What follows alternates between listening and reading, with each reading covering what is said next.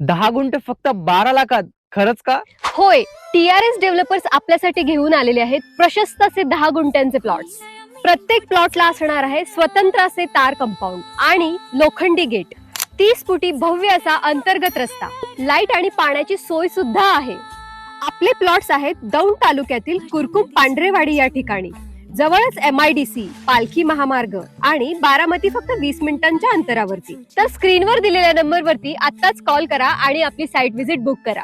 येत आहे ना मग प्लॉट बुक करायला?